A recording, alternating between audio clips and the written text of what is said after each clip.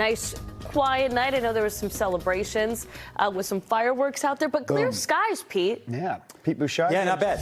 We have a lot of clouds around for tomorrow morning and a couple of sprinkles, but we're talking about the heat. Did you hear about this? Do you know about this? This is the big shift in the pattern. Careful what you wish for. This is early next week. Big ridge of high pressure over the Ohio Valley. Jet stream retreating and putting up this big dome of hot air. Extended hot spell. This is a little piece of it, a little taste of it on Thursday. This is not from Thursday all the way through next week. This is just a one-off day. 92 in Boston.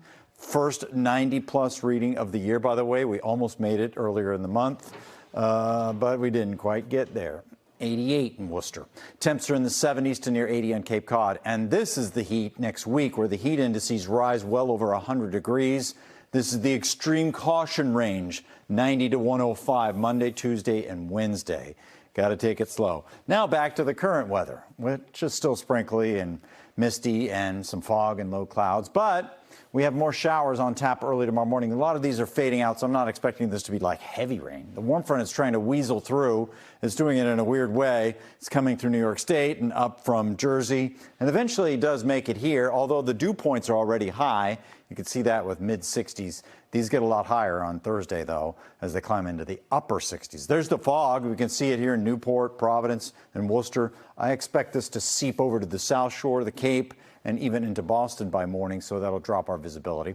And again, the best chance for wet weather tomorrow is 8 to 10 o'clock. After that, it drops off. And we do have some hope that we might see some breaks in the overcast for tomorrow, but we don't really get very far in the temperatures, upper 70s. It feels warmer than this, though. When you have some of that humidity around, maybe feels like 80 degrees, so you're not getting much bang for your buck. And again, bright spots in the overcast in the afternoon.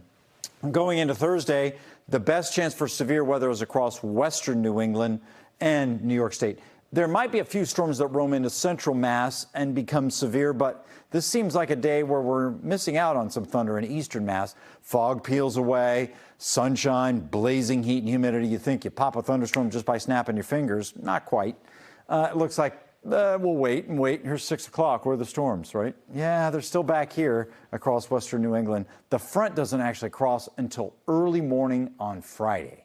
So maybe a thunderstorm 8 to 10 o'clock in the evening. And by that point, they're weakened. Friday's forecast is less humid at 82. Look at that 10-degree drop, right? But then we build going into the weekend. We build the humidity. We also slowly trickle up on the heat, too. By Sunday, we'll be knocking on the door of 90 degrees in some spots. There might be an early shower, but this is not, do we want to call this a wet weekend if you get a shower on Sunday morning? Not really. That looks like a beach day to me.